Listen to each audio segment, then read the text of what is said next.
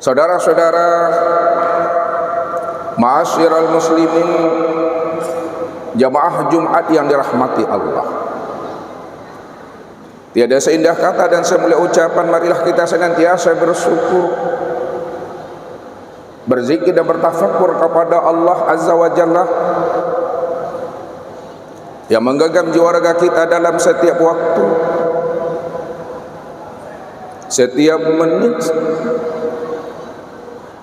bahkan setiap detik daripada perjalanan kehidupan kita di alam syahada ini. Tidak lepas daripada pengawalan dan pengawasan Allah Rabbul Izzati. Wa rabbuka bikulli shay'in hafiz. Sesungguhnya Allah itu adalah zat yang senantiasa maha mengawal dan maha mengawas. Tentunya kehadiran Allah itu, innani ma'akum asma' wa ara, ia senantiasa hadir menyertai akan diri kita, karena ia senantiasa hadir menyertai akan diri kita, asma' wa ara, maka ia senantiasa maha mendengar apa yang terbetik dan terlintas di dalam hati dan apa yang menjadi rahasia diri. Wallahu ya'lamu ma fi qulubikum, Allah mengetahui akan rahasia-rahasia yang tersembunyi dan tersirat di dalam hakikat rahasia di setiap hambanya.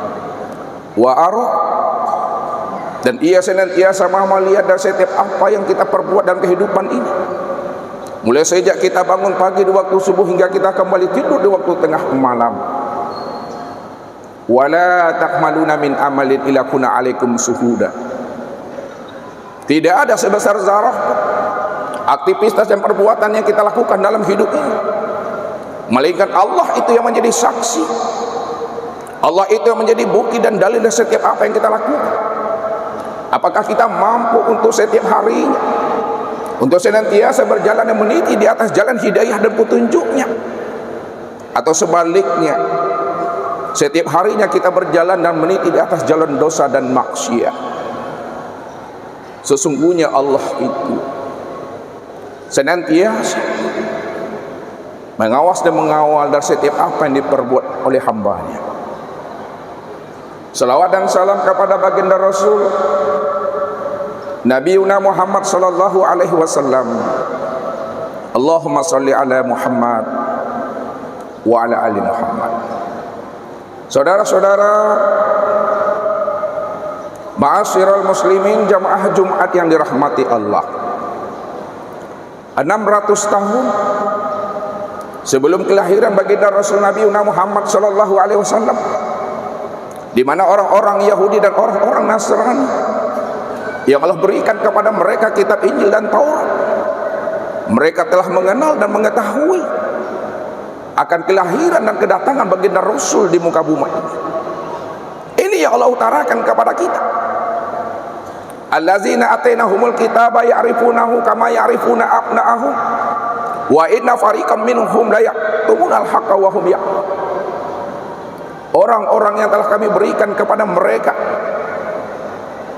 kitab Injil dan kitab Taurat, mereka sebenarnya mengenal, memahami akan kehadiran dan kelahiran baginda Rasul, sebagaimana mereka mengenal dan mengetahui akan anak-anak mereka.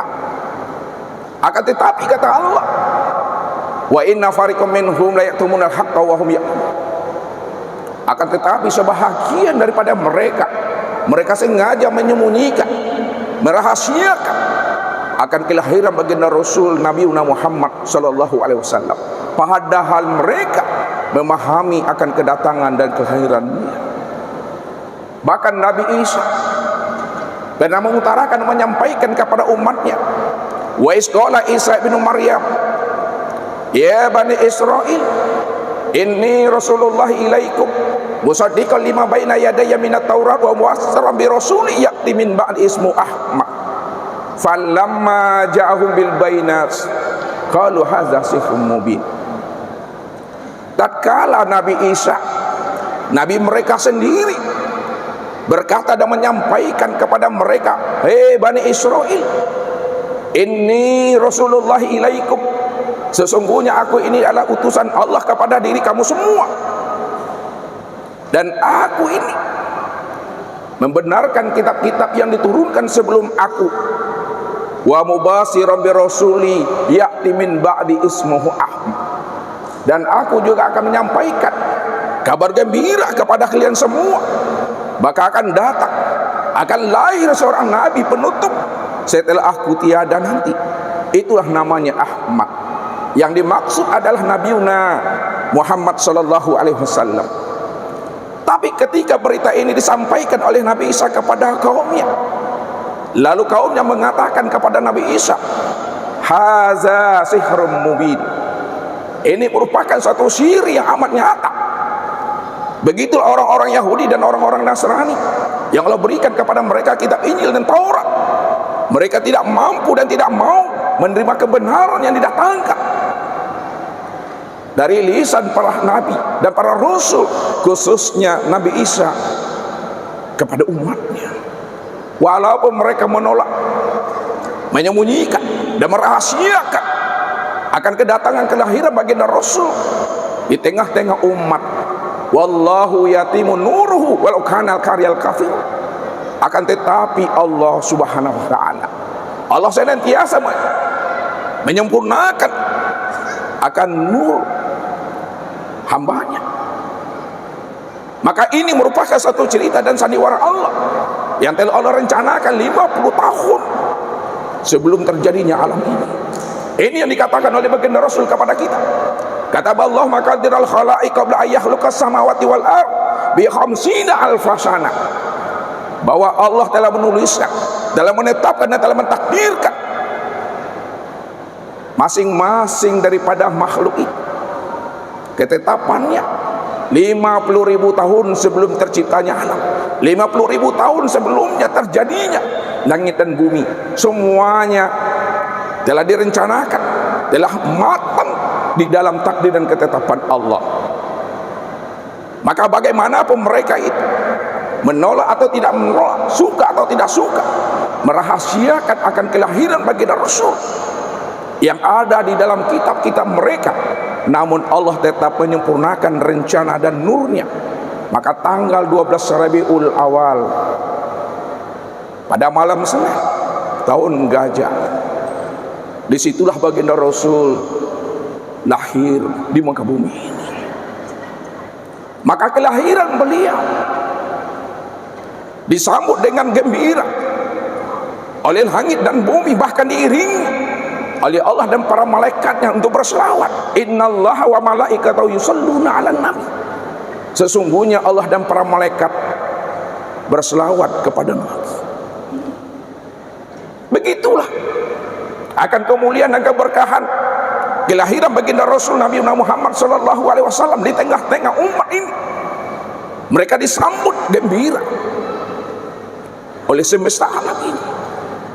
Bahkan cahayanya nurun fauqa nurin, cahayanya mampu menerangi 7 petala langit dan 7 petala bumi. Cahayanya mampu menembus ke dalam hati setiap insan. Karena memang kelahiran baginda Rasul, Allah katakan apa? Wa ma arsalnaka ila rahmatan lil alamin, tidaklah kami utus engkau hai Muhammad melainkan menjadi rahmat untuk alam semesta ini. Rupanya kelahiran baginda Rasul adalah sebagai wasilah bagi umat ini.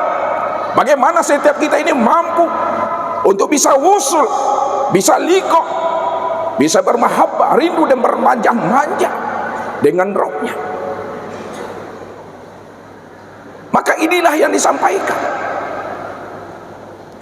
oleh Allah kepada kita. Qul in kuntum tuhibbunallaha fattabi'uni yuhibbukumullahu wa yaghfir lakum dzunubakum wallahu ghafurur rahim. Jikalau kamu cinta, rindu dan bermahabbah dengan Allah, fattabi'uni, maka ikutilah aku, kata Rasul. Karena Rasul itulah sebagai wasilah bagaimana setiap diri kita ini bisa wusul bermahabbah kepada Allah. Dialah kekasih Allah, dialah Habibullah, dialah orang pertama kali menyaksikan dan liqah dengan Allah. Maka pantas kita sebagai umatnya menjadikan beliau contoh dan teladan yang terbaik di atas muka bumi ini. Karena Allah katakan tentang rahasia dirinya, laqad kana lakum fi rasulillahi uswatun hasanah liman kana yarjullaha wal yawmal akhir. Sesungguhnya pada diri baginda Rasul Nabi Muhammad SAW terdapat contoh teladan yang terbaik bagi umat, bagi orang-orang yang mau liqa, bagi orang-orang yang mau berjumpa dan bersua dengan Rabbnya.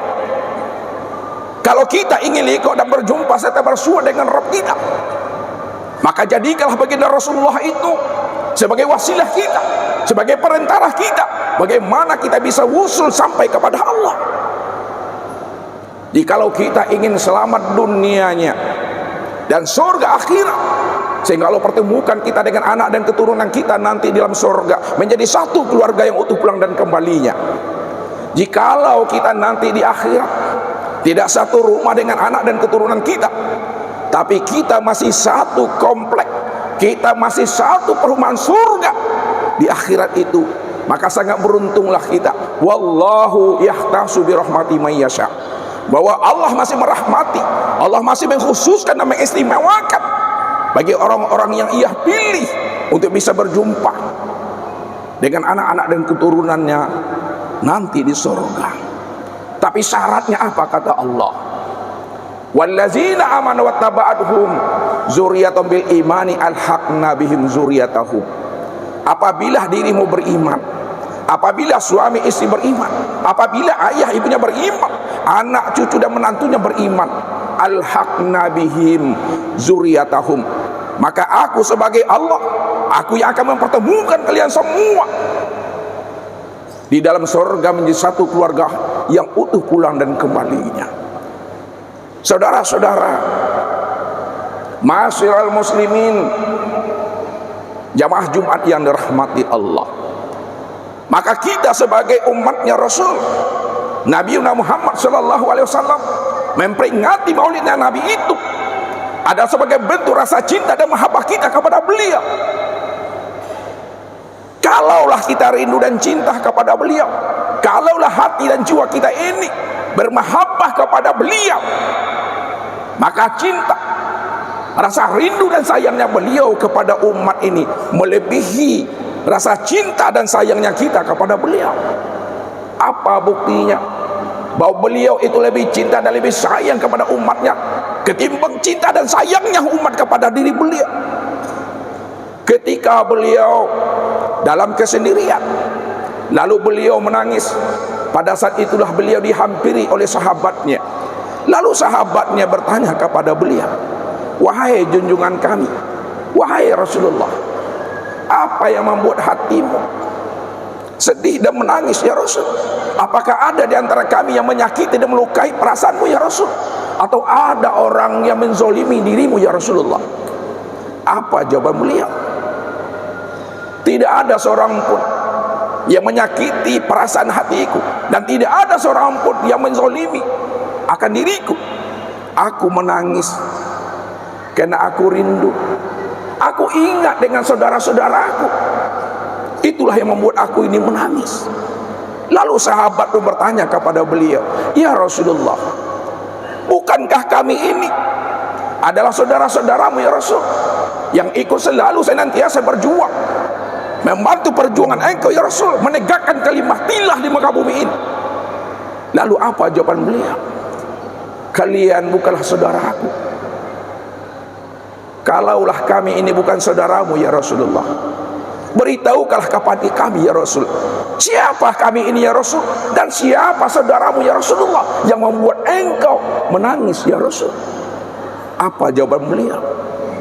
Kalian ini adalah sahabat-sahabat yang terbaik bagiku.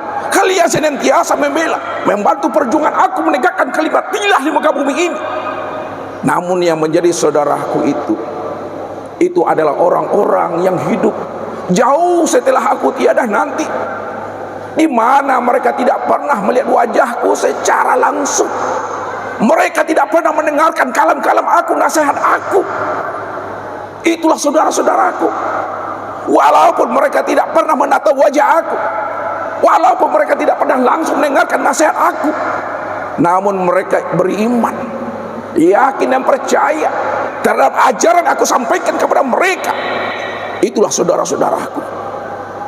Walaupun kita tidak melihat wajah Rasulullah, walaupun kita tidak langsung mendengarkan kalam Rasul, tapi kita yakin apa yang disampaikan Rasul kepada kita. Kita percaya apa yang disampaikan Rasul kepada kita. Kita patuh, kita melaksanakan apa yang diperintahkan Rasul kepada kita.